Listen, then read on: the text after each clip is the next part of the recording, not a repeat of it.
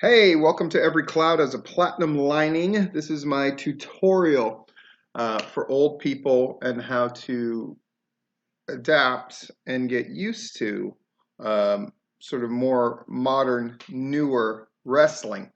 Um, Now, for a lot of people, this is going to seem like some kind of sellout or some kind of giving up. Um, it's quite the opposite. A lot of what I'm going to talk about is more on a sort of a graduate school level of changing thought and ways of thinking. Because a lot of the resistance I see going on um, stems from fear and ignorance more than what they're being passed off as, which is integrity. Um, and I'll just put up front, and I hope I don't have to explain this again and again, though I may after this video comes out. Yes, it's that deep.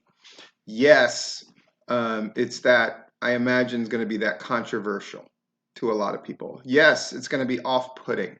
I would imagine 4 out of 5 people who are going to watch this are not going to like large portions of it, if not all of it. I don't fucking care. Um, I've written down a lot. Much more than I usually do in preparation for a video. Is there more? There is. And at the end, there's a bonus Plist to help sum things up and bring up other points that I think are really necessary. At first, you may not understand the direction that I'm going and why I'm going that way. After all, isn't this just supposed to be a primer on how to sort of understand some things in modern wrestling? Yes, but in order to understand them and perhaps embrace them, you're going to have to, in some ways, get thrown into the cold water. In some ways, get thrown in the deep end of the pool, and in some ways, get slapped in the face. If you're resistant to this, you decide to turn it off at any moment. That's your prerogative. I'm not going to stop you. I can't stop you. If you're going to click that you don't like it, wonderful, great. But everything I'm going to tell you here, it's what I think. And in many cases, what I know. Buckle the fuck up. Bouncing off of the ropes was once deemed a blasphemy, and there were wrestlers that refused to do it, including wrestlers that you have heard of. Johnny Valentine was not going to bounce off a fucking rope, right? Because man would never do that in a fight. But guess what? Johnny Valentine, near the end of his career, before the plane crash that messed him the fuck up, did bounce off the ropes on occasion. Rare occasion. And when was this? 60s and 70s, right? I'm not going to bounce off the fucking ropes. Drop kicks are ridiculous. The thought of leaving your feet in a fight, nobody does that, right? And we can see our primary example nowadays is the UFC. So when I talk about quote unquote real fighting, I will often make inferences and references to UFC because in the society at large in America and other places, but in America, UFC is now our touchstone to combat. Boxing exists, it's always existed. Amateur wrestling exists, fucking barely. And so that's something that we just have to adjust to. They almost threw amateur wrestling out of the Olympics to give you an idea of how unpopular amateur wrestling is right now. So that is no longer the societal touchstone of what fighting looks like. UFC is. And that's an important part of this study that I'm going to do. All right, sweetie, I'm rolling, so I don't really have time, but if you want to make a quick appearance, please do. Yay! Okay, off you go to the wild blue yonder. Thank you. Just got out of the shower. Brush your hair, please. Here's another reality. The holds that in my generation we called rest holds, and we fucking called them that. In the generations before, they didn't call them rest holds, but they were even more rest holds than they were in my generation, right? They would lock up somebody's arm for 20 fucking minutes and go back to it again and again and again. 20 fucking minutes, sometimes more, right? The holds that we think of as rest holds are moves that should win in seconds. That's what we know now. The reverse chin lock, which crowds up to 10 years ago referred to derisively. When Rock would go to the fucking reverse chin lock all the time in his matches, Rock, who I idealize now, even in his heyday, the beginning of his prime, hardcore wrestling fans didn't like him. They called him Chin Rock because he always went to the chin lock.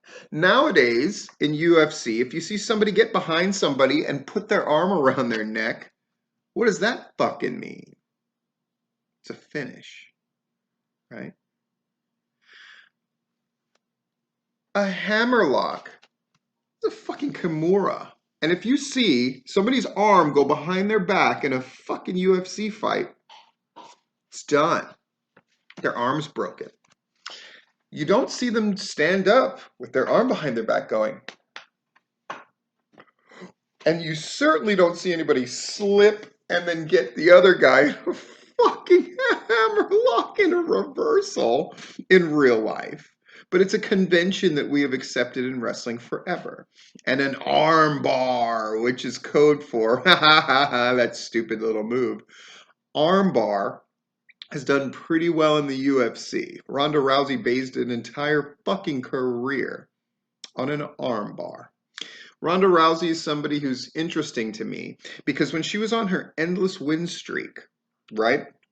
When she was the baddest woman on the planet and all the rest of that shit, I would see post after post after post from wrestling people in Georgia saying how, man, that's my woman and she's the baddest, and then she lost once and you all fucking abandoned her en masse. Why do I bring that up? Because it's all about speaking to people's mentalities and how people's minds work. All right, a few more. The notion of somebody being locked in a rear naked choke or a sleeper hold or a sugar hold, as they would have called it back in the day, and this idea that somebody's out and you're checking their arm now seems antiquated and fucking ludicrous, does it not? Even more ludicrous, the idea that somebody is unconscious and has been choked out, but then magically they're not choked out anymore and they're gathering strength and somehow blood is flowing to their brain again, or oxygen's being distributed to their body again just because they willed it so. We know that that's completely ludicrous, right? Whereas once that was a staple in a convention. Though when you think about the person who recovers and you think of Hogan. And let me tell you, in the business, at the time where Hogan was doing his thing, he was fucking derided by everybody else. Look at that fake, phony shit. And now we think of that as old school. We had a discussion recently, a bunch of guys and I, what is old school? And I said, I suppose it's everything before, I would have said before 85, before the first WrestleMania, before the real rise of the WWF. But nowadays, maybe old school is everything from the Attitude era and before. I don't know. As the people who are entering wrestling get younger and younger, the definition of what is old and what is new changes. That's very hard for people to accept. But keep in mind that the wrestling that a lot of us grew up on, the Crockett era, let's say, with the inception of Vince McMahon's WWF, would have been blasphemous to others. And Jim Cornette certainly thought of WWF as that fake, phony bullshit. It didn't stop him from working there. And it didn't stop him from having a hand in creative when they were doing their very worst cartoony bullshit in the early 90s. Putting all this out there. It's modern times. It's a different psychology. It's different rules. It's different physics. It's different rules for what works and what shouldn't and what doesn't and what it takes. Yeah. Action in fight scenes. If you look at the evolution in that, I'm very fascinated with that in movies. When you look at the biggest influences in modern American cinema for action, people often decry the loss of the American action hero. And the truth is, American action heroes still exist, but the standards are different, far different, right? Um, John Wick is the expectation. John Wick is the high spot bullshit of modern American action films. But does anybody deride them as such? Or do they go like, that was super badass? Because of the influences of John Wick are obvious, right? It's Hong Kong action flicks, chop-sucky kung fu flicks, combined with gun kata and all the rest of it, and amped way up. Who directs and runs the John Wick movies? Do you know? It's not a traditional director. It's a guy who's a fucking stunt coordinator who had a different view on how to do a thing. Do people hate John Wick or do people love John Wick? They love John Wick. They love the world that it creates. That's a big part of the appeal of the movie, is it not? It's a world unlike one that we've seen before in cinema. And I'm sorry, you can find the greatest cowboy flick from the John Wayne era, and if you want to put it up against John Wick, John Wayne versus John Wick, and you want to make arguments about why the John Wayne ones are better, you can do it all day, but I guarantee you, you release one of those movies in the modern cinema and people are not going to see it. Does that mean that John Wayne movies are bad? No. Does it mean that John Wick movies are bullshit and people are dumb for going to see them? I dare say no. I'm going to divide the next categories up into two. Storytelling, which are everything non-physical, I'm putting in the storytelling category. And then the physical aspects of modern pro wrestling. Because we need to go through how things have evolved, how things have changed, and the hypocrisy of the old school person when they look at modern wrestling and the critiques that they often have. I'm pointing these things out so you can start rearranging your synaptic thinking just a little bit. Maybe you won't like this part. Maybe you'll disagree with me vehemently. Maybe you'll want to turn it off. That's fine. But I feel that it is an important part of the process in being able to understand modern wrestling because it really comes down to changing yourself first. That doesn't mean there aren't standards. That doesn't mean that certain things simply don't apply anymore. Storytelling, good storytelling versus bad storytelling, it applies.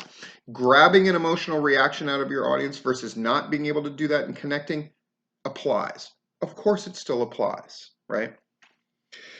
I hate to tell you, but gimmicks have always been a part of wrestling. And silly, stupid gimmicks have always been a part of wrestling. Always, right? Back in the day, way before the internet, even before cable television, right? You had Italians playing Indians, right? Pro wrestling, part of the appeal was bringing the exotic to an audience that wasn't used to being around the exotic or the different. So you would put those things on display.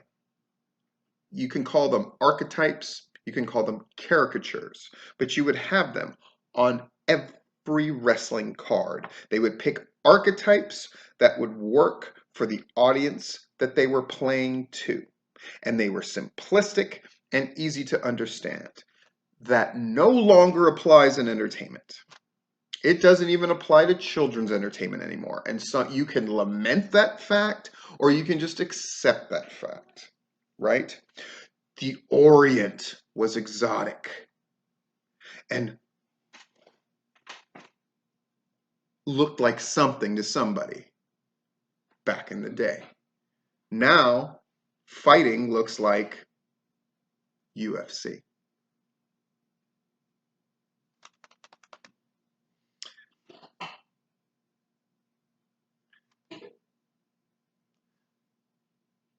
Idealizing the past means you're turning a blind eye to the fact that it used to be women's wrestling. Okay, that can be an attraction, a sideshow attraction. Women's wrestling wasn't allowed in the state of New York forever and a day. And Moolah was the first that was allowed to do it again. And she consolidated that into a great deal of power. But the point was, women's wrestling was always a sideshow. You can argue that it drew, but it drew for a kind of freak factor. It's not to say those women weren't athletes. It wasn't, that's not to say that they didn't have to overcome a lot, but I'm being real with you. It was treated like a sideshow attraction, as a little bit of cheesecake, and never taken seriously as an equal thing to the men, right? Midget wrestling was much the same. You could only have how many fat guys on your card? One or two, right? How many black guys could you have on your card? One. Maybe. Maybe two. You have face and heel, and then they can square off. If they're lucky. You can have an Indian on there. You could have ethnic villains based on what was going on in society at large, who our enemies were. You could get heat off of that. Physical. People always love to say less is more, less is more, less is more. But matches were much longer. Matches were, by all modern definition, incredibly boring. You can learn to appreciate the nuance. It's just like to a lay person that would look at UFC and look at all of the fights in UFC on a card. They would find a lot of it really boring. But somebody who's into it, who would see the intricacies of a guard, for example, or a scramble below, or even when guys slow dance and they're tying up top, and they're educated about the nuance of what's going on, they can appreciate it. But to a lay person, there's large parts of it that are boring. If someone isn't getting knocked out or someone isn't getting submitted right away, it's not interesting to them. And they have to be educated, and they have to be educated by the promotions themselves. There was a time where, George Hackenschmidt could wrestle dude, and they'd go for an hour and a half and lay on each other. And then that had to speed up for television, but the matches were still very long and contrived and boring. And I'm a wrestling historian. I love that stuff. I have tons of old footage, and I watch it and I appreciate it. But one camera, a wide ring, and that's it. It's just really awful. And it's why Gorgeous George was able to come in and become a huge star, right? By the way, how do you think most of the wrestling business felt about Gorgeous George, unless he was there making money for them directly? But the outside, look at that bullshit. Look at that bullshit with Gorgeous George while they were having wolfmen wrestle in their small promotions. While they were having caricatures of hillbillies wrestling as heroes. While they're having big, huge, fat guys belly bopping dudes and knocking them about in a vaudeville-like fashion while crowds laughed. All that was happening at that time. There's a contradiction with the physical aspects of wrestling. We want people, and we train wrestlers to pantomime more We want more facial expressions, and we want you to play to the back of the room. How many times have you heard that expression, right? You have to do your facial expressions big, and you have to do everything big. And if you're picking the guy up and the guy smacks your hands away, you have to go big and blah, blah, blah. So we want people to pantomime more, meaning pro wrestlers. Yet we want their moves to look more real. But we don't really want them to make contact that hard, because that's not wrestling. The art is, how many times have you heard this bullshit? The art, and I've said this bullshit too, full disclosure. We want, the art is making it look like it hurts, but not really hurting the guy. Sorry, we're in a UFC era where people have immediate access to all kinds of combat sports all the fucking time. Pulling off an act is way harder than it used to be. So modern wrestling has found a solution, and that's to not have wrestling look real, except when it is.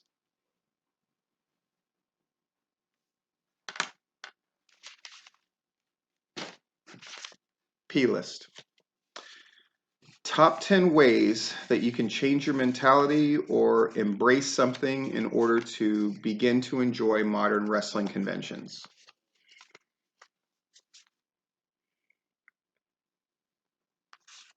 Number 10.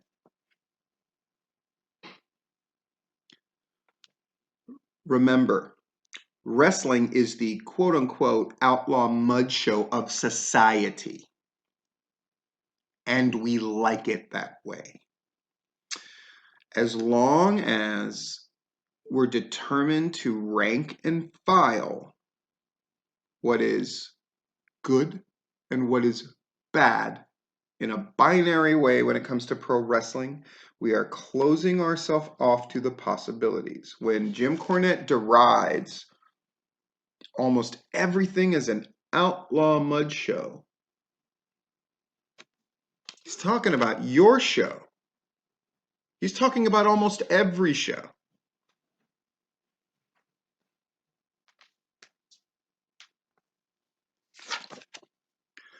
Pro wrestling is the outlaw mud show of entertainment in society. Never forget that. And the thing about being on the bottom, and it doesn't matter if you're on the bottom in society, if you're on the bottom of entertainment, if you're a sport that's barely considered a sport, when you're on the bottom, the first thing that people do is they fight for the crumbs in that small in-group itself. And that's what wrestling is doing now. And they're creating this dividing line between the old and the new. And the problem is,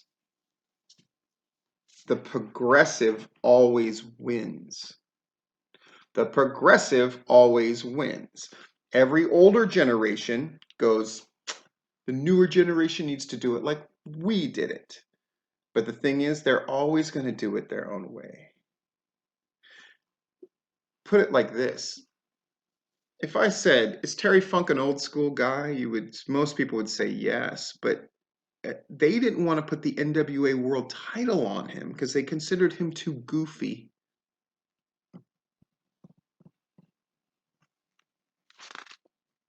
Are you going to tell me they were right to think that way and to not allow it? Or are we glad that he got it?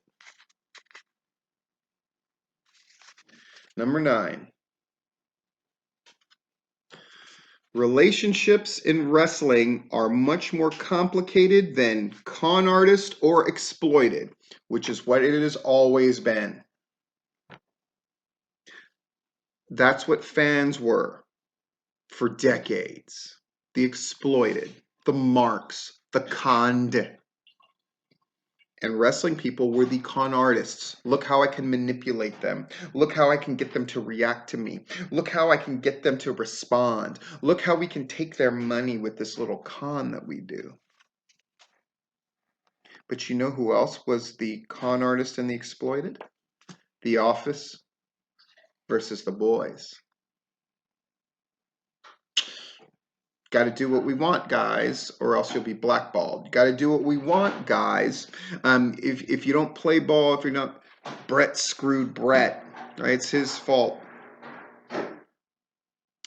We're in a new era where fans, yes, full disclosure, in many ways, I don't like the fact that the lines are so blurred between fan and wrestling person. It's been blurred to the point where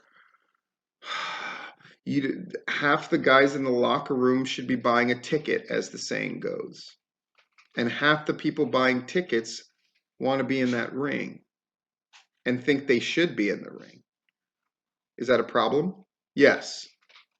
However, it is the inevitable resort when you break down the old system of con artist and exploiter.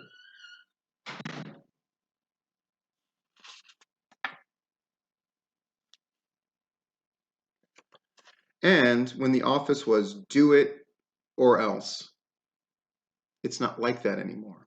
And AEW in particular is clearly run by the boys, and the Federation projects that.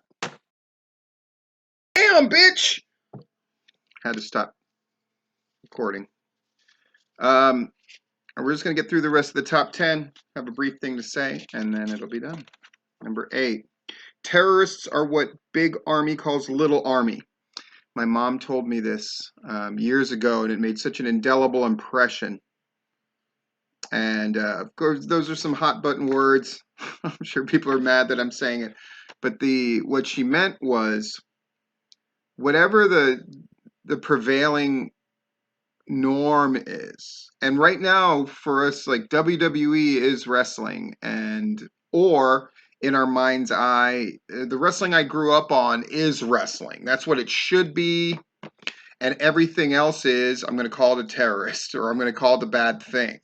And I'm going to see everything through that lens. And as long as you have that mentality about things, you're never going to adjust. But keep in mind, there was a time where the WWF was the terrorist, right? They're the bad. They're the evil. They're everything they do wrong. It's that cartoony bullshit and blah, blah, blah, blah, blah. And maybe you still feel that way. Maybe you think the 70s were the best or whatever. But the simple fact is, it's all fucking wrestling. You can call it sports entertainment. You can call it whatever you want. It's the same shit. It's people with conflicts who solve it through the medium of simulated violence.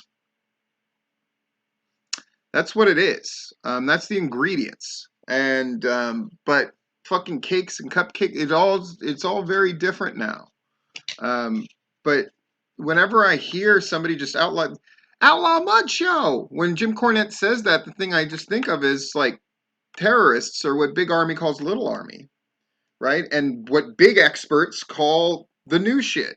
And if that's just your way to dismiss things out of hand, that's why we are fucked up in the way we are in this country with politics and every fucking other thing, right? Instead of worrying about throwing a label on stuff, it's just bullshit, and that's just blah blah blah. Um, Fuck, give it a chance and realize it's really under all the same umbrella. Now, you may not want to share that umbrella with others, but you can't deny the fact that it's all under that umbrella. Yeah. 7. Stop idealizing wrestling's past and the past in general. There were a lot of things that were really good back in the day. And there were a lot of things that were really, really shitty that we forget about. We forget that 60% or higher of ECW was shit. But oh, that 40%. And oh, the top 5% of it. We forget that most of the matches that we watched were fucking squash jobber matches growing up. And there's something really shitty about that. And you know what? We can never go back to that. Because we lived through it, we can never go back. We would never accept that as a form of entertainment. Even those that staunchly say that that's what we need again would never want to fucking watch a bunch of squash matches. We can't go back. Right? Stop idealizing it. Stop. Now, I've done this before, right? Do I wish that I could go back and be a star in like the 70s or 80s and go from territory to territory? Sure. But it doesn't exist anymore. And it never will again. And that's why whenever, and anybody can tell you this who's talked to me, any promoter who's just like, I'm thinking about, this territory, I think we can make it to territory. And I always fucking laugh at them. Like, it's never coming back. Because it was a system that was so great that it got destroyed. Things change and everything ends. If you're mad at modern wrestling, if you're mad at all the way that kayfabe is broken and guys expose the business and guys made cool heels and that like hardcore blood and guts shit is popular. Number 6, blame Harley, who is part of the Secrets of Wrestling Revealed shit, along with Christopher Daniels and a bunch of other guys that everybody respects. And I'm not saying stop respecting them. I'm just saying, fuck, people have been exposing the business forever, right? Blame Ric Flair. He's a fucking cool-ass heel. And it's why he couldn't be heel as he got older. No matter how hard he fucking tried. They all try. Undertaker tried, right? There reaches a point in your career where you can't be a heel anymore because you're too fucking admired. And they all fight the tide, right? But Ric Flair was the fucking cool heel. Mick Foley introduced that fall off the Hell in the Cell, which did more for his legend and immortality than any single bump in wrestling history. Also spawned imitators. Jim Cornette. What, Steve? Jim Cornette. Jim Cornette's to blame for.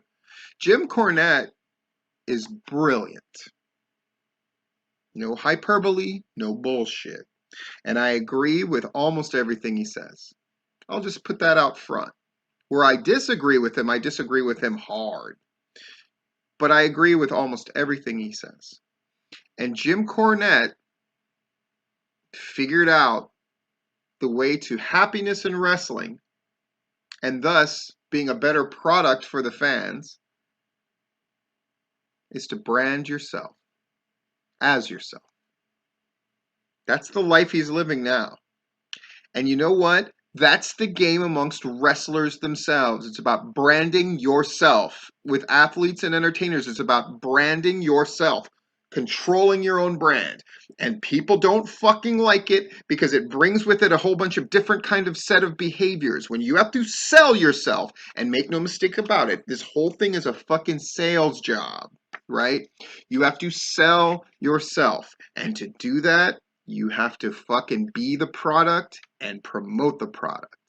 And when you're promoting yourself, you're gonna be a little arrogant about it because that's what it takes to fucking sell. And Jim Cornette is right there with all of these young wrestlers that he hates. Oh, it's all about t-shirt sales and bullshit. This guy's nothing but a fucking huckster, right? He's got a product that we want to buy and all of that, but he's a fucking salesman. And that's all wrestlers are now. Brand. They create the brand, push the brand, sell the brand. And the problem with WWE is they don't know how to fucking sell brands anymore. That's why they fucked up Ricochet, hopefully not beyond repair. It's why when people come from the outside with their own shit, they never know how to fucking do it. You know what made me happy tonight? Matt Hardy going back to being fucking broken Matt Hardy in that little 2-minute video. Bucks of Youth, I knew you'd come. I actually got the fucking chills and fucking rewound that shit and I was so excited. A lot of people don't like the fucking Hardy shit. I fucking love it. And I love fucking Delete and I love the fucking fireworks and because I wasn't familiar with it. And there's a part of me that wanted to hate it. But then I was just like, but I'm fucking entertaining. I'll save all that for the fucking end. Number 5. Wrestling has never, ever been logical. Never. Nothing about fucking pro wrestling makes fucking sense. And it never has. Right? But it's always operated under its own internal logic. And the problem is, in the modern game, the internal logic is completely different than it used to be. It's the biggest sea change that's occurred since television changed how wrestling was presented, because it went from these long, extravagant, fucking indulgent affairs where you would just have one match, so it had to last a fucking hour and a half to fucking make people feel like they got their fucking money's worth. Television changed wrestling. And then gimmicks changed wrestling. And then cable television changed wrestling. And then pay-per-views changed wrestling in a big, significant way. And then the game became, you got to go national. And that changed wrestling too, because once you had to go national, lots of people fell by the wayside. And the internet has changed wrestling. But now it has changed again because of social media and because youth being served. And the whole standard of millennials is different. What they expect out of life is different. The old generation say, they're lazy. They're not lazy.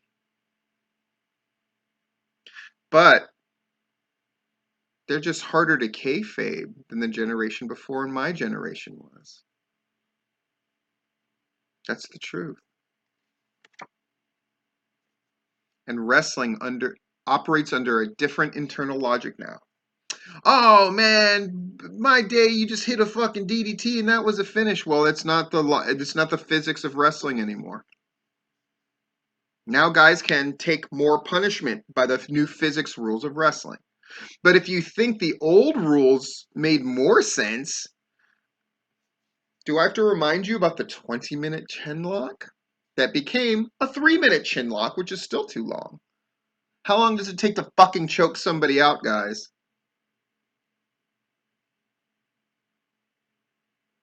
How long can somebody have their arm bent back here, pushed to touch the back of their fucking head before their arm breaks or they give up? It's never made sense. But it always had its own internal logic. It's just now the logic is different. So learn what it is or just hate it. Open an umbrella or just curse the rain. 4. Stories are no longer simply white, male, straight centric. And it's going to take some time to incorporate different people's voices and stories. It's going to take time, but the effort is being made in a way that it's never been made before. And we're having to figure out this new set of rules as we go along. This might make you really uncomfortable to hear, but it's absolutely true. But there's been women in wrestling. Yeah, but the stories were always told from a white, straight male perspective. Right? That's why all women were either the bitch or the fucking, they're the Madonna or the whore. Because it's men who book and it's men who tell stories and it's men, it's men, it's men. But now it's different. Now we're going to get some nuance. Now we're going to get things that don't work. Now we're going to get Tessa Blanchard, world champion, defending against another woman.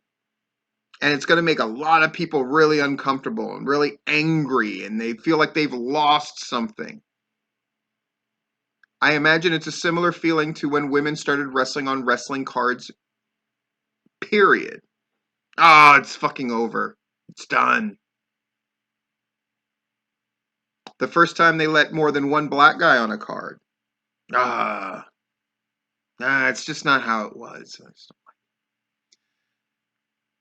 There's a lot of older people who probably look at the new generation of tatted up, blinged up guys who would rather go back to their hotel room and fucking play video games rather than get drunk and go whoring. But things have changed. But if you think young people still aren't fucking, I rest assure you they are. It's just different. than it was before. Yeah.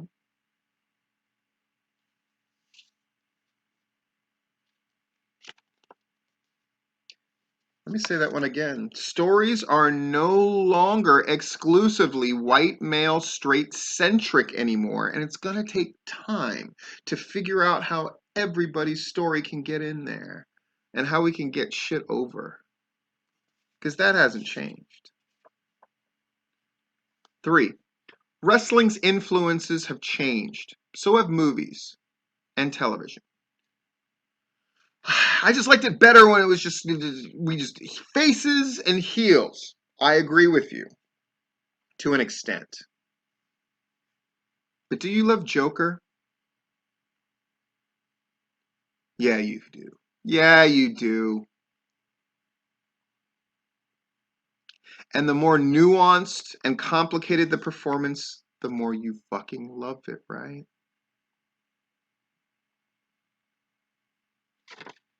You like Breaking Bad. You like The Wire.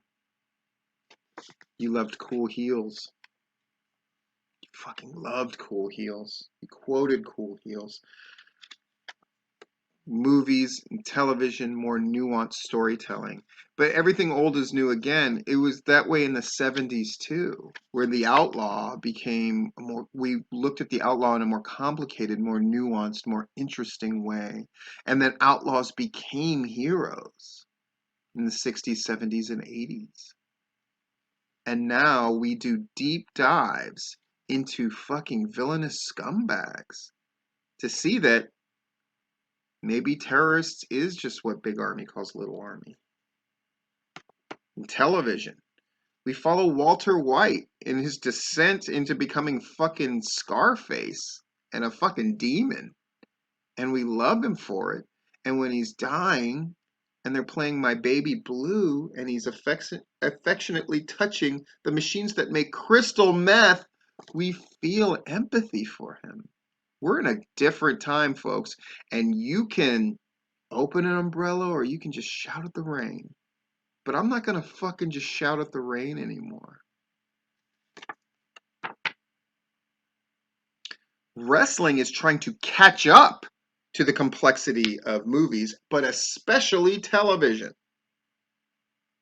Movies, the problem is the stuff that's big blockbusters is very similar and almost all the same. But shit sneaks in there and there's so many more different voices. I mean, the fact that Parasite, do you understand how amazing that is? That it's that director and that influence and folks, it's just going to get more and more. The Japanese wrestling style has already pervaded and woven itself into the DNA of the American wrestling style. And the American wrestling style has woven our way into their DNA as well. And Mexico and European style, we're all going to fuck until you have a bunch of gorgeous half and half kids like me. Number 2, Cirque du Soleil exists, Barnum and Bailey does not. I can't put wrestling in an analogy more simply than that. Cirque du Soleil, there's no more fucking animals. They don't really do animal acts anymore. They get the best fucking acrobats and acts from all over the world. These fucking Chinese kids that do this amazing fucking flexibility tumbling shit. We're gonna get these trapeze artists from fucking France. We're gonna get this. We're gonna get the best, and we're gonna put on this spectacular show. There's still gonna be a storyline, but because it's heavily European influenced and unapologetically so, most of these songs are not gonna be in English. Fuck you. You can figure it out. You can feel it, but you have to adapt to it. It's not. We've got clowns. These clowns have a very different, nuanced sense of humor compared to honk honk seltzer bottle. Cirque du Soleil exists. Barnum and Bailey does not. Open an umbrella, shout at the rain. Your fucking choice. Are you going to yell and scream and cry that there's no more Barnum and Bailey Circus? I hate to tell you. I went to the Barnum and Bailey Circus because it would come to Atlanta around my birthday every year, so we would go. And the shit was fucking sad. It was sad. The Alligator Act, where they had this fucking doped up or alligator that was so cold and overfed that it wasn't going to any kind of threat, and then they pretended it was a threat. What was more pro wrestling than that horse shit, by the way? And it wasn't great. But I'll tell you, every time I go to Cirque du Soleil, no matter what the theme of the show is, there's stuff that fucking drop your jaw, take your breath away. Why would I lament the loss of the three-ring circus? It's fucking gone. And I'm going to stop pretending that Cirque du Soleil isn't fucking amazing. Number one way that you can learn to possibly enjoy a lot of what's going on in modern pro wrestling. But it does this. This is the key to get in. You are required to reevaluate your understanding and standards instead of lazily assuming they are the big T truth. Yes, there are things that are still standards that should be set. Storytelling is important. Heat, I'm never going to give up on heat, motherfuckers. Sorry. But ultimately, it's about getting over. By things getting over, you can generate heat, but you need to be over first, and then you rub two things that are over together and create the sparks and create the heat. Right? Without things that are over, the best storytelling in the world doesn't matter. You gotta have things that are over. And you can fucking shout at the rain all you want. Orange Cassidy is over like a motherfucker. Now you might want to make some complicated argument. Oh, it's because the crowd, they're doing it ironically. Whatever. Different standards, different physics, different rules of the world that's being created. And it's very uncomfortable, and I understand that for you. And I'm not saying I'm so much smarter than you because I understand that and you refuse to. I'm smarter than you for a million other reasons besides that. But over is over. And a good story is a good story. And if you hold those standards still, then you can look at things through a much clearer lens.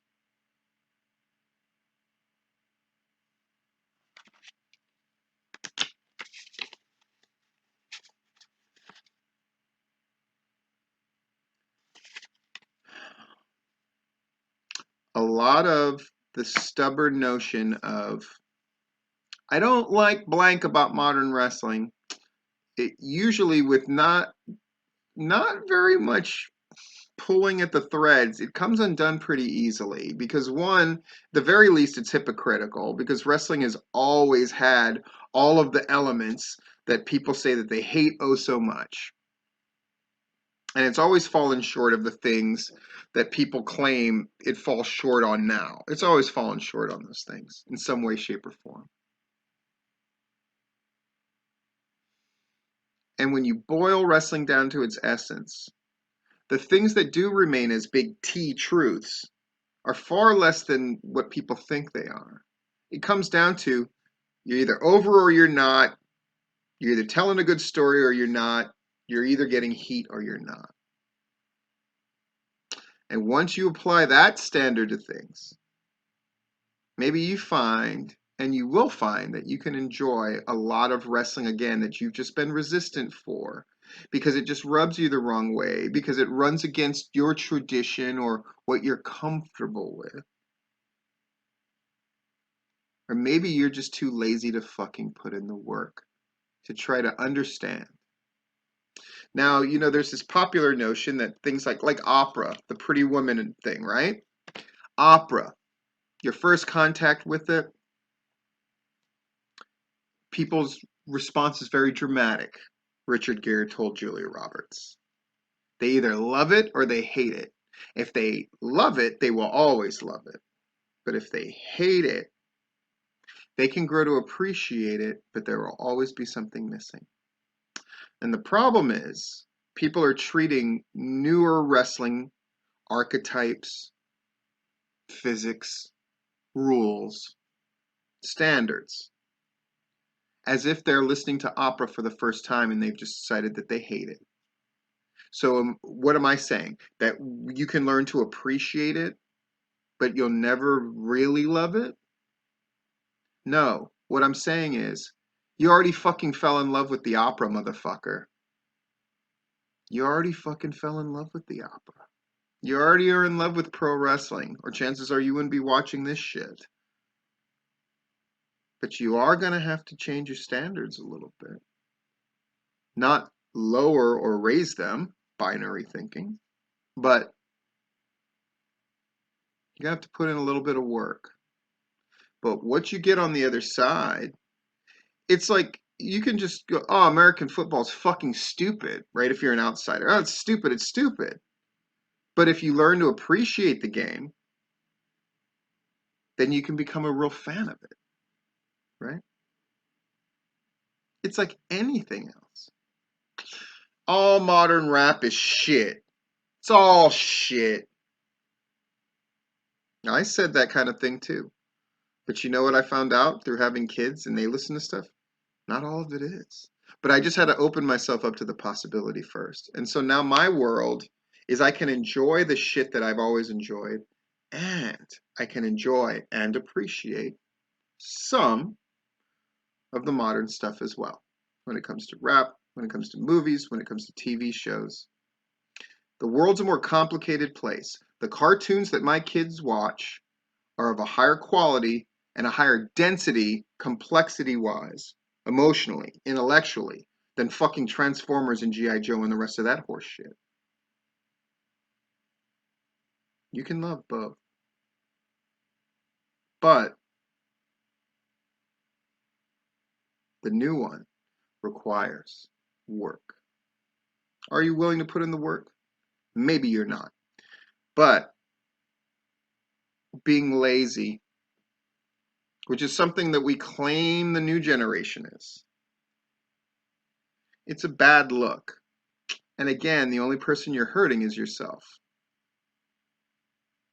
Shout at the rain or open an umbrella so you can take a clear look around. I know which one I'm choosing to do.